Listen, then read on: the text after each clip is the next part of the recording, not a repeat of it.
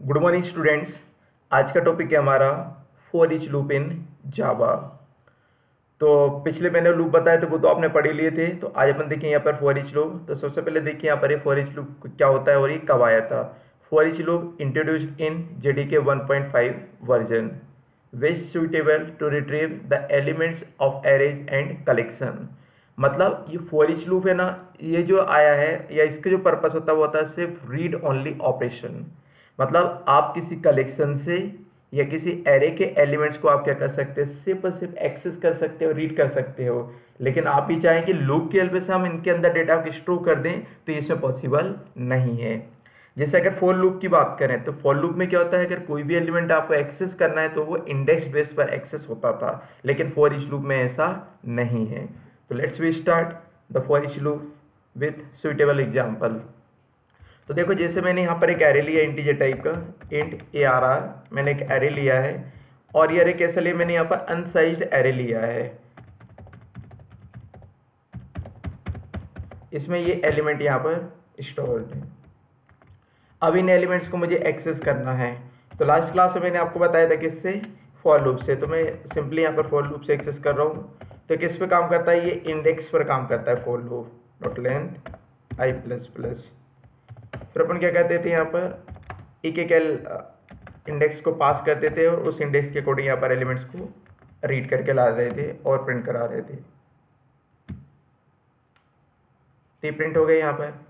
अब इन्हीं एलिमेंट्स को मुझे किससे रीड करके बताना है, यहाँ पर फॉर ईच लूप से। तो देखो फॉर ईच लूप का सिंटेक्स क्या होता है। फॉर ईच लूप यहाँ पर अपन देखेंगे कि किस कलेक्शन से डेटा को रीड करके ला रहे हैं और वो किस टाइप का है। तो मैंने बताया यहाँ पर ये इंटीजर टाइप का है। कहाँ से रीड करके लाना है, हमें इस एरे से रीड करके लाना है। एक बार फिर से सुन लिया आप यहाँ पर। अब बोलो सर आपने इंडेक्स का यूज क्यों किया, क्योंकि मैं जिस भी कलेक्शन या जिस भी एरे से डेटा को रीड करके ला रहा हूँ उसका टाइप कैसा है या उसके अंदर जो एलिमेंट्स स्टोर है वो किस टाइप के हैं। तो वो कैसे मेरे इंटीजर टाइप के हैं। तो इंटीजर टाइप के एलिमेंट्स हैं तो मैंने इंटीजर टाइप के यहाँ पर एक वेरिएबल डिफाइन कर दिया है। कॉलन कहाँ से रीड करके ला रहे हैं, इस एरे से रीड करके ला रहे हैं। अब ये लूप किस तरीके से वर्क कर रहा है इंटरनली, तो आप समझे यहाँ पर। तो इसमें इंटरनली जो एल्गोरिथम डिजाइन है उसमें क्या हो रहा है कि ये लूप कब तक चलता रहेगा, जब तक इस एरे के अंदर एलिमेंट्स हैं और उन एलिमेंट्स को वन बाय वन एक्सेस करके इस x नाम के वेरिएबल में स्टोर करा देगा। अब डायरेक्टली क्या कर सकते हैं आप यहाँ पर, अब इस x को प्रिंट करा सकते हैं। तो ये मैंने यहाँ पर x को प्रिंट करा दिया है, ठीक है ना। तो अब हमें इंडेक्स की जरूरत नहीं है। अगर सिर्फ मुझे अरे पर रीड ओनली ऑपरेशन परफॉर्म करना है तो आपके लिए सबसे अच्छा कौन सा रहेगा, यहाँ पर फॉर ईच लूप। और इसी की आप लोग प्रैक्टिस करने to read data from collection and arrays. Clear है। चलो ठीक है, अब हमारा टॉपिक स्टार्ट होता है यहाँ पर डबल डायमेंशनल अरे। तो देखिए मैं आपको बता देता हूँ कि डबल डायमेंशनल अरे कैसे बनाया जाता है। इंट ARR मैंने डबल डायमेंशनल एक अरे बना लिया है, यही बनाते थे हम। अब मुझे इस अरे को इनिशियलाइज करना है। तो C++ में जो आपने अरे डबल डायमेंशनल अरे का इनिशियलाइजेशन देखा होगा, मतलब अनसाइज डबल डायमेंशनल अरे का आपने इनिशियलाइजेशन देखा होगा, तो वहां पर थोड़ा अलग हटकर होता है और यहाँ पर थोड़ा अलग हटकर होता है। देखिए यहाँ पर कैसे होता है। तो यहाँ पर ये जो डबल डायमेंशनल अरे इसमें क्या होते हैं, रो होती हैं और कुछ कॉलम्स होते हैं। तो फर्स्ट यहाँ पर स्क्वायर ब्रैकेट्स क्या बताता है, नंबर ऑफ रो। सेकंड क्या बताता है हमारा, number of columns in each row. तो आप बता सकते हैं यहाँ पर ये कितने बाय कितने का एक अरे बन गया है। यहाँ पर ये आपके कॉलम्स तो यहाँ पर है ही नहीं मेंशन यहाँ पर, लेकिन टोटल नंबर ऑफ रो कितनी यहाँ पर 3 है। तो चलो अपन इसको इनिशियलाइज कर देते हैं।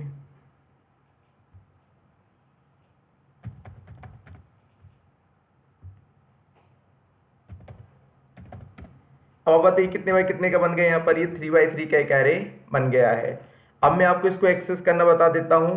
दोनों तरीके से बताते हैं। तो फॉर लूप से भी बताता हूँ मैं आपको यहाँ पर और फॉर ईच लूप से भी बता देता हूँ यहाँ पर। तो ये डबल डायमेंशनल एरे, तो इसमें हमारे नेस्टेड लूप चलेंगे।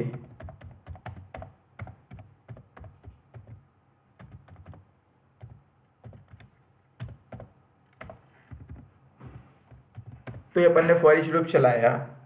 आउटर लूप किसके लिए वर्क करता है, नंबर ऑफ रो के लिए वर्क करता है। अगर मैं यहाँ पर लिखूंगा ARR डॉट लेंथ, तो ये क्या बताएगा यहाँ पर, क्योंकि डबल डायमेंशनल अरे है तो ये बताएगा इसकी नंबर ऑफ रो कितनी है, यहाँ पर नंबर ऑफ रो कितनी है।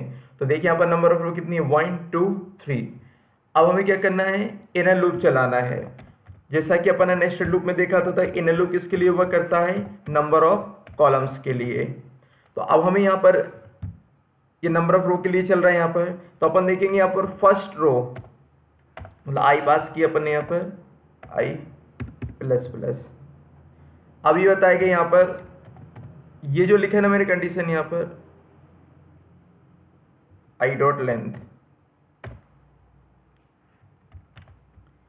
अब ये वाला किस तरीके से वर्क कर रहा है आप अच्छे से सुने। यहाँ पर ये आउटर लूप में ये बता रहा है टोटल नंबर ऑफ रो कि इस अरे में टोटल नंबर ऑफ रो कितनी है। और यहाँ पर ये जो कंडीशन लगाई ना अपन ने, है ना, तो यहाँ पर लिखा मैंने ARR dot length of ARR of I dot length. तो इसका मतलब यहाँ पर ये क्या बता रहा है, total number of columns in each row. अगर आप 0 पास करोगे तो 0 रो पर जो मतलब 0 रो है ना हमारे यहाँ पर, तो ये 0 रो इसमें टोटल नंबर ऑफ कॉलम्स कितने हैं, आई की वैल्यू 1 पुट करते हैं अगर यहाँ पर तो 1 रो में कितने कॉलम्स हैं, आई की वैल्यू अगर 2 पुट करते हैं तो अरे ऑफ 2 मतलब ये वाला 2, ठीक है ना। तो सेकेंड रो में कितने नंबर ऑफ कॉलम्स हैं, अब उनको अपन यहाँ पर मैट्रिक्स के फॉर्म में प्रिंट करा देते हैं। ARR ऑफ आई जे, यहाँ से ln को हटा दीजिए, थोड़ा स्पेस देने के लिए अपन यहाँ पर दे देंगे /t टैब के लिए, कर्सर को नेक्स्ट लाइन पर ट्रांसफर करने के लिए आउट डॉट प्रिंट ln कर दिया। तो ये देखो मैट्रिक्स के फॉर्म में प्रिंट हो रहा है। एक मिनट देखिए यहाँ पर कुछ गड़बड़ हुआ है इसमें।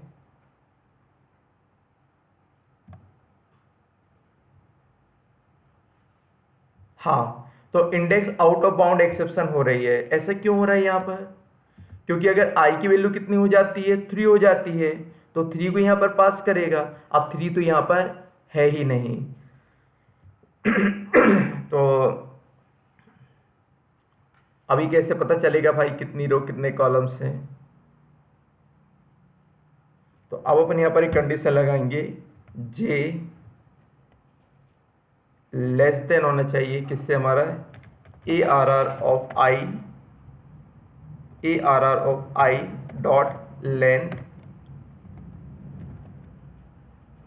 ये होना चाहिए। अब देखिए यहाँ पर एरर तो नहीं आ रही है, अभी भी एरर आ रही है। क्या बोला, array index out of bound exception आ रही है, मतलब कहीं ना कहीं अपन आउट ऑफ बाउंड दे रहे हैं इसको।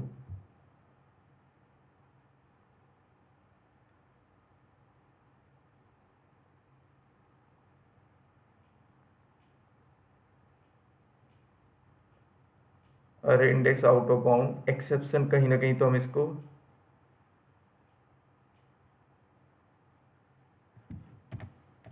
कहाँ गड़बड़ हो रहा है देखिए अपन यहाँ पर। अगर j की वैल्यू 0 है, ठीक, अब शायद कम प्रिंट ना हो जाए।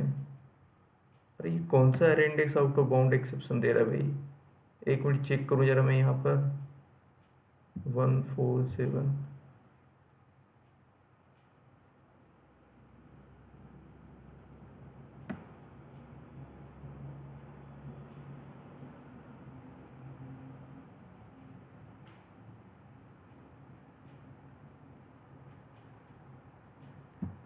ओके, गड़बड़ तो मैंने यहाँ कर दिया था ये चीज़।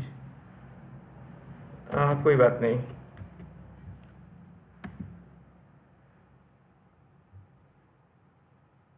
तो ये मैट्रिक्स के फॉर्म में प्रिंट हो गया। आप बोल रहे होंगे सर ये वाला कहीं क्यों लगाया आपने, चलो मैं आपको फिर से बता देता हूँ। अगर ये लगाओगे तो यहाँ पर देखो क्या होगा आई की वैल्यू कितनी है 0 रो है, आई की वैल्यू कितनी है 1 रो है, आई की वैल्यू 2 तक ठीक है। जैसे आई की वैल्यू यहाँ से जे की वैल्यू 3 होगी, कंट्रोल यहाँ पर आएगा।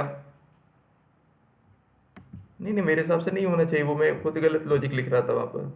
ये हो गया, सॉरी, है ना। वो आई थिंक मैंने गलत गड़बड़ कर दिया था, वो आई प्लस प्लस करके, ठीक है। यहाँ पर कोई भी एक्सेप्शन नहीं है।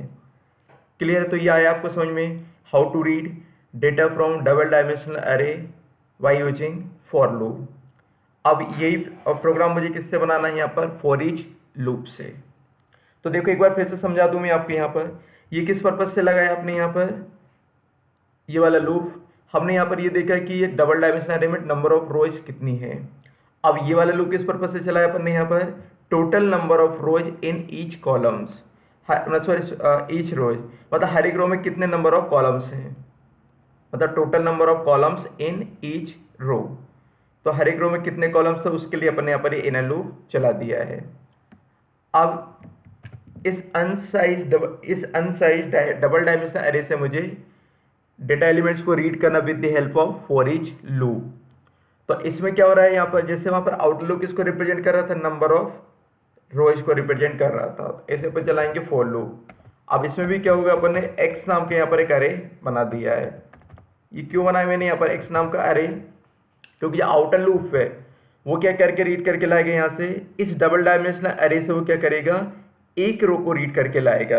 और इसमें जो फर्स्ट रो मिल रही है वो कैसे मिल रही है आपकी यहाँ पर सिंगल डायमेंशनल अरे मिल रही है।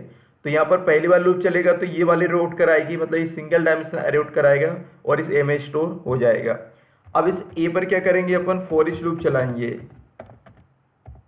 और इसे एक एक एलिमेंट्स को रीड करके लाएंगे। तो मैं यहाँ पर एक्स एलिमेंट्स को रीड करके लाया, वो कहाँ पे स्टोर करा दिया मैंने, यहाँ पर इस एक्स नाम के वेरिएबल में स्टोर करा दिया है।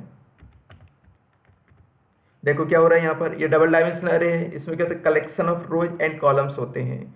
तो ये आउटर लूप जो है वो क्या कर रहा है, यहाँ पर रो को रिप्रेजेंट कर रहा है, मतलब इस डबल डायमेंशनल अरे में जितनी भी रो है ना उनको वन बाय वन रीड करके ला रहा है। और जो रो हैं उनके अंदर जो डेटा एलिमेंट स्टोर है वो किस फॉर्म में स्टोर है, हमारा सिंगल डायमेंशनल अरे के फॉर्म में स्टोर है। तो ये किस तरीके से रीड करके लाएगा यहाँ पर रो को सिंगल डायमेंशनल अरे के फॉर्म में रीड करके लाएगा। फिर अपन ने इसके लिए इनर लूप चला दिए यहाँ पर। तो ये इनर लूप क्या कर रहा है, इस सिंगल डायमेंशनल अरे से एक एक एलिमेंट्स को रीड करके ला रहा है और इस x नाम के वेरिएबल में स्टोर करा रहा है।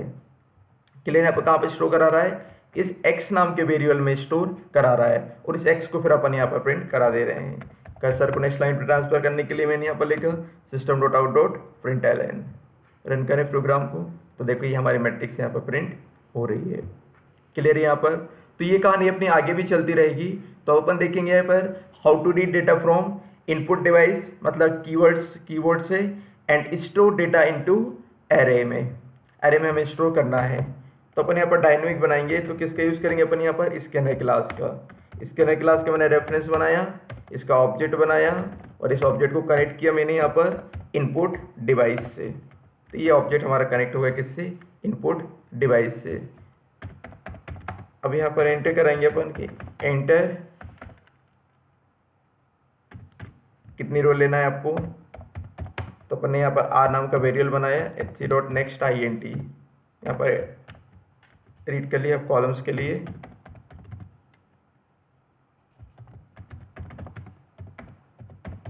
एंटर कॉलम,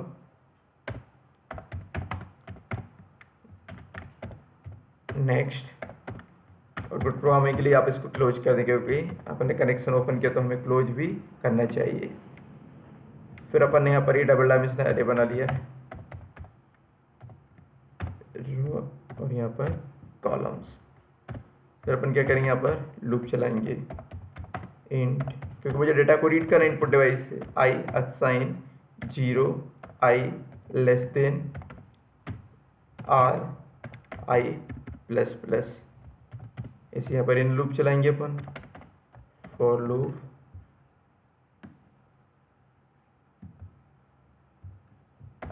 इंट j, इसको इनिशियलाइज के 0 से j लेस देन